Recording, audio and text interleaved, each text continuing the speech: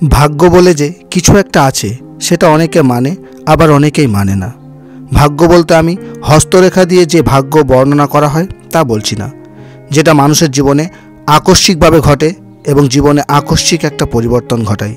এই পরিবর্তন ছোট অথবা বড়, ভালো বা মন্দ হতে পারে। আমি সেই রকম ভাগ্যের কথাই বলছি। যারা ভাগ্যে বিশ্বাসী তাদেরকে নতুন করে কিছু বলার নেই। তবে হ্যাঁ, একটা বিষয় খুব গুরুত্বপূর্ণ, দুর্ভাগ্য না বলেই সবার জীবনে আসে বা ভবিষ্যতে আসতে পারে, কিন্তু প্রচেষ্টা ছাড়া সৌভাগ্যের দেখা মেলে না। হাত না বাড়ালে সৌভাগ্য কখনো হাত ধরে না।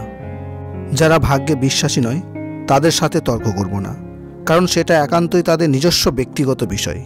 তবে হ্যাঁ, ভাগ্য যদি না থাকতো তাহলে জীবনে চড়াই উতরাই বলে কিছু থাকতো না।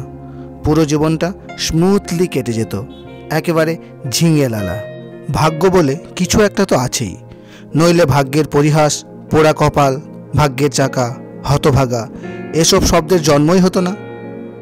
সফল মানুষের জীবনকে খুব ভালোভাবে স্টাডি করলে লক্ষ্য করা যাবে যে কোনো এক মুহূর্তে ভাগ্য এসে একবারের জন্য হলেও হাতটা ধরেছে, আর হাতটাকে শক্ত করে ধরে রাখতে যে পেরেছে তারা সফল, অন্যেরা ব্যর্থ।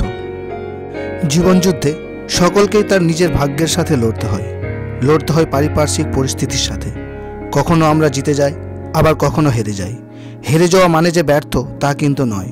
কখনো কখনো দুর্ভাগ্য মানুষের জীবনে নিয়ে আসে সফলতা, যাকে আমরা বলি সাপে বর। একটু চোখ কান খোলা রাখলে এমন উদাহরণ পাওয়া যাবে।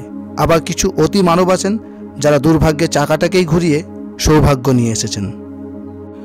ভাগ্য যে মানুষের জীবন মুহূর্তের মধ্যে বদলে দিতে পারে তার সবচেয়ে বড় উদাহরণ হলো বর্তমানে সোশ্যাল মিডিয়া। এই সোশ্যাল মিডিয়া রাতারাতি কাউকে জিরো থেকে হিরো বানিয়ে দিচ্ছে, আবার কাউকে বরবাদ করে দিচ্ছে।